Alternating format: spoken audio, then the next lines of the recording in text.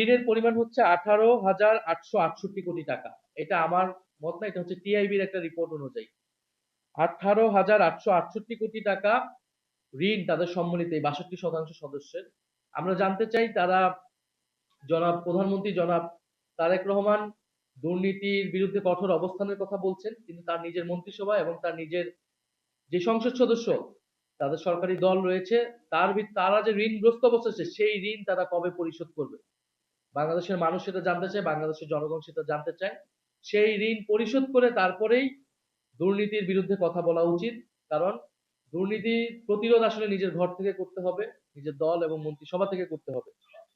ফলে আমরা দেখতে পাচ্ছি যে এই মন্ত্রিসভায় ব্যাপক ধরনের আর্থিক অস্বচ্ছ, দুর্নীতিগ্রস্ত এবং ঋণ খেলাপির অভিযোগে অভিযুক্ত, হত্যা মামলার আসামি এই ধরনের লোককে এই মন্ত্রিসভায় স্থান দেওয়া হয়েছে।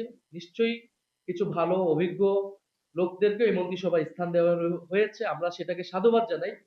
কিন্তু আমরা আশা করেছিলাম যে এই মন্ত্রিসভাটা জুলাই গণঅভ্যুত্থান পরবর্তী প্রথম নির্বাচনে বিজয়ী সরকার, বিজয়ী দলের যে মন্ত্রিসভা আছে সেটা সম্পূর্ণরূপে পরিমাণ ফ্রেশ থাকবে। ২০০১ থেকে ২০০৬ দুর্নীতির অভিযোগ ছিল, বিভিন্ন সময় প্রমাণিত হয়েছে এই ধরনের লোকদেরকে কিন্তু মন্ত্রিসভায় স্থান দেওয়া হয়েছে, মন্ত্রী বা প্রতিমন্ত্রী পর্যায়ে স্থান দেওয়া রয়েছে। ফলে এটা আমাদের আসলে জন আকাঙ্ক্ষার সাথে যাচ্ছে না, পরিবর্তন বা সংস্কারের আকাঙ্ক্ষার সাথে এই মন্ত্রিসভা যাচ্ছে না, এবং এই মন্ত্রিসভা দুর্নীতি প্রতিরোধ করতে পারবে বলেও আমরা মনে করছি না। বরং এটা দুর্নীতিগ্রস্ত আমাদের যে মাফিয়া সিন্ডিকেট ভিত্তিক আমাদের যেই অর্থনৈতিক ব্যবস্থা, রাজনৈতিক ব্যবস্থা ছিল বিগত আমলে আমরা দেখেছি, সেটারই ধারাবাহিকতা করবে বলে আমাদের কাছে মনে হচ্ছে।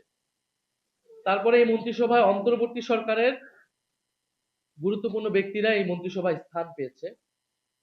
অনেকে নির্বাচিত হয়ে, অনেকে টেকনোক্রেট কোটায় তারা স্থান পেয়েছে। আমরা সেটা নিয়ে প্রশ্ন তুলেছি। অন্তর্বর্তী সরকারের গুরুত্বপূর্ণ দায়িত্বে ছিলেন, এখন যদি তিনি বিএনপির এই মন্ত্রিসভায় স্থান পায়, সেটা কিন্তু অন্তর্বর্তী সরকারের নিরপেক্ষতা, নির্বাচনের নিরপেক্ষতা নিয়ে প্রশ্ন উঠবে। আপনারা অলরেডি সেটা জেনেছেন, আমি বলেছি যে পররাষ্ট্রমন্ত্রী হিসেবে যাকে দেওয়া হলো ডক্টর খলিলুর রহমান, এই অন্তর্বর্তী সরকারের সময় অনেক ব্যক্তিকে বিদেশ থেকে আহ্বান করে নিয়ে আসা হয়েছিল। আমরাও আহ্বান জানিয়েছিলাম দেশের স্বার্থে, দেশের কাজের জন্য তাদের এক্সপার্টাইজকে আমরা ব্যবহার করতে চেয়েছি যাতে দেশ এবং সরকার উপকৃত হয়। আমরা সাধুবাদ জানিয়েছিলাম। এখন সেই এক্সপার্টাইজকে যদি ব্যবহার করতে হয় পরবর্তী সময়েও, সেটা সমস্যাজনক নয়, কিন্তু এটা অবশ্যই একটা কনসেনসাসের ভিত্তিতে হতে হবে। কারণ কোনো ধরনের সমঝোতা ছাড়াই অন্তর্বর্তী সরকার কিন্তু একটা সমঝোতার ভিত্তিতে পরিচালিত হয়েছে। কোনো ধরনের সমঝোতা ছাড়াই, আলাপ আলোচনা ছাড়াই যদি অন্তর্বর্তী সরকারের গুরুত্বপূর্ণ দায়িত্ব, যিনি নির্বাচনেও গুরুত্বপূর্ণ দায়িত্ব পালন করেছেন, সেরকম একজনকে যদি বিএনপি সরকারের, এই নতুন সরকারের গুরুত্বপূর্ণ মন্ত্রণালয় দেওয়া হয়, তাহলে জনমনে এই প্রশ্ন আসবে, আমাদের মনে প্রশ্ন এসেছে।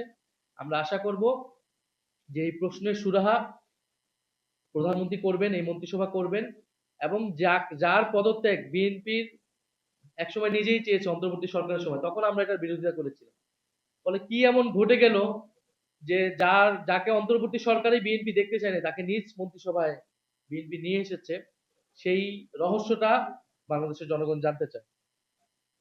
তৃতীয় গুরুত্বপূর্ণ বিষয়টি হচ্ছে যে সবচেয়ে অ্যালার্মিং আমরা দেখতে পাচ্ছি গত ২-১ দিন ধরে, যে বাংলাদেশে ফ্যাসিস্ট আওয়ামী লীগদেরকে পুনর্বাসনের একটা প্রচেষ্টা চলমান আছে।